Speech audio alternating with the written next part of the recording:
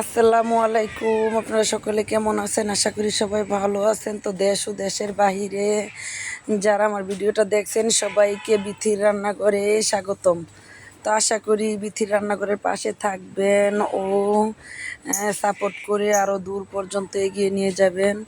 তো দেখেন আজ আপনাদের মাঝে পোলাও রেসিপি নিয়ে আসলাম। তো পোলাও রান্না করতে পারে কিন্তু সবাই, আমাদের সব আপুরো এখন যে যুগ, এমন কোনো রান্না নাই যে ওরা পারে না। তারপরও আপনাদের সামনে নিয়ে আসলাম। অনেক নতুন আপুরা আছে, একদম নতুন সংসার, কিছুই বুঝে না, হয়তো তাদের জন্য আমার ভিডিওটা কাজে লাগতে পারে, সেজন্য নিয়ে আসলাম। তো আমি কিন্তু এখানে 1 কিলো চাউল নিয়ে নিলাম। তো চাউলটা আমি 30 মিনিট আগে ভিজিয়ে দিছি পানির মধ্যে। তো মিনিমাম 30 মিনিট ভিজিয়ে রাখলে পোলাওটা একদম ঝরঝরা সুন্দর হবে। তো সেই জন্য চাউলটা ভিজিয়ে আমি ধুয়ে ছাঁকনিতে রেখে দিলাম। একদম ঝরঝরে হয়ে গেছে শুকিয়ে। আর আমি 1 কেজি চাউলের জন্য 2 কেজি পানি গরম করে রেখে দিলাম আলাদা সাইডে। তো এখন আমি একটি পাত্র বসিয়ে দিলাম। পাত্রের মধ্যে তেল দিয়ে গরম মশলা দিয়ে একটু নাড়াচাড়া করে মিশিয়ে দিতেছি। তারপরে আমি পেঁয়াজ দিয়ে দিলাম। তো পেঁয়াজটা ভাজা হবো, ভালো করে নাড়াচাড়া করে কালারটা চেঞ্জ হইলে তারপর আমি চাউলটা দিব। তো আপনারা একটা কথা মনে রাখবেন, যদি অল্প স্বল্প চাউল হয় যে 3 কেজি অনুযায়ী, তাহলে এটা ভেজে রান্না করবেন। ভেজে রান্না করলে কিন্তু পোলাওটা গ্রান বাড়ে, খেতে ভালো লাগে। আর তার ডবল চাউল হলে কিন্তু আগে পানি দিবেন, পানি বলক আসলে পানিতে মশলা দিয়ে তারপরে চাউলটা দিয়ে দিবেন। তো আমার কিন্তু গরম মশলা ও পেঁয়াজটা ভাজা হয়েছে, পরে চাউলটা দিয়ে দিলাম। তো এখন ভালো করে নেড়ে চেড়ে চাউলটা আমি সুন্দর করে ভেজে নিব। তো আপনারা এটা মনে রাখবেন, আমি কিন্তু আদা রসুন দিই নাই, যেহেতু আমি চাউলটা ভেজে নিব। আদা রসুন দিলে কিন্তু চাউলটা তলায় আটকে যেতে পারে, মশলাটা পুড়ে যাবে। সেজন্য আমি মশলাটা কিন্তু একবারে পানি দিয়ে পানির মধ্যে দিয়ে দিব। যদি না ভাজেন তাহলে কিন্তু আদা রসুনটা ভেজে তারপর আপনি পানি দিয়ে দিতে পারেন। তো আমি চাউলটা যেহেতু ভেজে রান্না করব, সেজন্য আমি আদা রসুনটা পরে দিব। তো সুন্দর করে নাড়াচাড়া করে একদম ভালো করে ভেজে নিব। পোলাও কিন্তু অল্প চাউলের পোলাও করলে যত ভেজে নেবেন তত পোলাও সুন্দর হবে এবং ঘ্রাণ তীব্র বাড়বে। এখন যে পোলাওর চাউলটা, এগুলোর একটু ঘ্রাণ থাকে না, ঘ্রাণ নিজে করে নিতে হয়। সেজন্য আমি চাউলগুলো ভালো করে ভেজে নিতেছি। তো আমি কিন্তু প্রায় ভাজা হয়ে গেছে নাড়াচাড়া করতে করতে। তো এখন আমি এই যে গরম করে রাখা পানিটা দিয়ে দিলাম। তো আমি 1 কেজি চাউলের জন্য 2 কেজি পানি নিলাম। তো আপনারাও কিন্তু এই পরিমাণে নেবেন। দেখেন আমার পানিটা কত গরম ছিল, দেওয়ার সাথে সাথে বলক উঠে গেছে। তো এরকম গরম পানি পোলাওতে দেওয়ার চেষ্টা করবেন, তাহলে কিন্তু পোলাওটা একদম সুন্দর হবে, ঝরঝরা হবে, নরম হবে না। তো এখন আমি অন্য উপকরণগুলো দিয়ে দিব। যেহেতু চাউলটা ভেজে নিয়েছি, তেমন কিছু দিই নাই। তো আমি সাধারণ ঘরোয়া মশলা দিয়ে পোলাওটা রান্না করতেছি, তারপরও আলহামদুলিল্লাহ অনেক ভালো হবে। তো 1 কেজি চাউলের জন্য আমি আমার অনুযায়ী আমি একটু আদা দিয়ে দিলাম, একটু রসুন দিয়ে দিলাম, খুব বেশি দেই নাই, 1.5 টেবিল চামচ পরিমাণ হবে। তো সব কিছু দেওয়ার পরে এখন দিয়ে দিলাম হালকা একটু 3 রকমের বাদাম বাটা। এটা আসিল দেখে দিছি, অপশনাল, আপনারা চাইলে এটা স্কিপ করতে পারেন। তো পরিমাণ মতো লবণ দিয়ে দিলাম।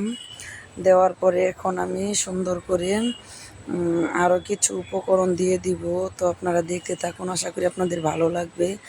তো এটা দিলে কিন্তু পোলাও কিংবা বিরিয়ানিতে ঘ্রাণটা বাড়ে, যেহেতু চাউলে তেমন ঘ্রাণ হয় না।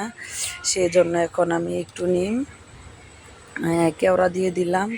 আর এখন আমি 2 চামচ ঘি দিয়ে দিলাম। ঘিটা দিলে কিন্তু পোলাওর স্বাদ অন্যরকম হয়ে যায়।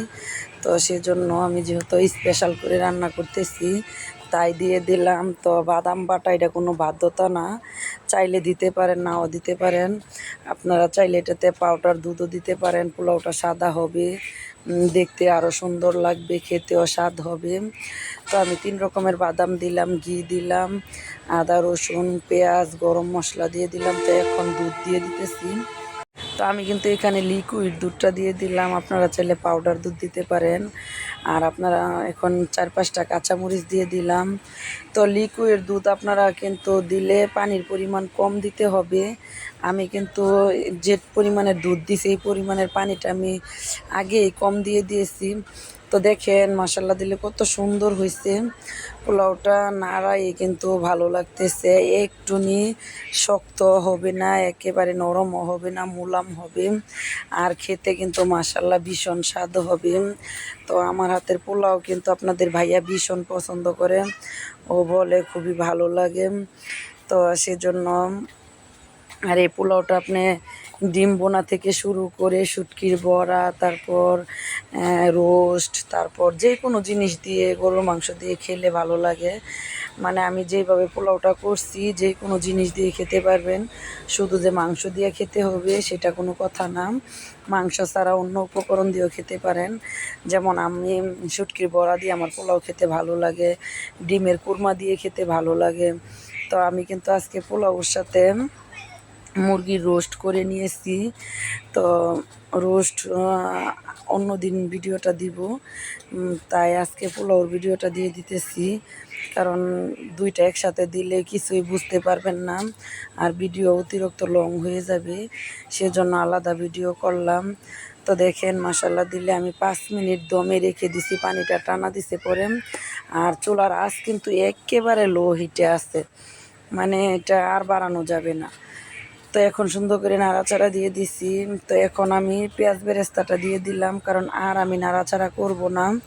আমার দেখলাম যে পোলাওটা একদম সিদ্ধ হয়ে গেছে চাউলটা, সেজন্য পেঁয়াজ বেরেস্তাটা উপরে দিয়ে দিছি। আপনারা চাইলে কিন্তু এটা পানির মধ্যেও দিতে পারেন, যারা একদম সাদা পোলাও পছন্দ করেন তারা এটা লাস্টে দিবেন, আর যারা নিয়ে একটু কালারিং পছন্দ করেন তারা পানিটা বলক আসলে বেরেস্তাটা দিয়ে দিতে পারেন। দুইটা টিপস বুঝিয়ে দিলাম। তো দেখেন মাশাল্লাহ দিলে পোলাওটা কত সাদা হয়েছে, সুন্দর হয়েছে। তো এখন আপনাদেরকে আমি বেড়ে পরিবেশন করে দেখাইতাছি মাশাল্লাহ। আর গ্রানটা কিন্তু সেই রকম ছিল, যেহেতু ঘি দেওয়া হয়েছে, হালকা কেওড়া দেওয়া হয়েছে, সেই জন্য কিন্তু পোলাওর গ্রানটাও একদম অন্যরকম। আবার দিছি 3 রকমের বাদাম, তারপর হইলো দিয়ে দিলাম গরম মশলা, কাঁচামরিচ, মানে কোনো কমতি রাখি নাই। তো আলু বুখরা ওইসব দিলে বেশি রুচি নষ্ট হয়ে যায়, তাই ওইসব আমি দিই নাই, হালকা মশলা দিয়ে দিলাম জিনিসগুলো। তো খুবই ভালো লাগলো। এখন আমি প্লেটটা সাজিয়ে নিতেছি, থালাটা দেখেন, আশা করি আপনাদের ভালো লাগবে আলহামদুলিল্লাহ। তো রান্নাটাও মাশাল্লাহ দিলে খুব স্বাদ হয়েছে। খাবারের পরে তো ভয়েস দিছে আপনাদের ভাইয়া, তো ভীষণ পছন্দ করছে। আর এই মোরগ পোলাও কিন্তু আমার মেয়ের পছন্দ বেশি, সেজন্য আর একটু বেশি করে করা, যে আমার মেয়ে এটা খাবে, আর প্রতি শুক্রবার দিন আমার ঘরে এটা করতেই হবে। তো আমি কিন্তু এখানে 2 রকমের সালাদ দিলাম, কারণ আপনাদের ভাইয়ার হলো মাখা সালাদ পছন্দ, আর আমাদের হলো এই পিস করে সালাদ পছন্দ, সেজন্য আমি সালাদ, যেহেতু আমি 2 রকমের সালাদ করেছি তাই 2 রকমের সালাদ সাথে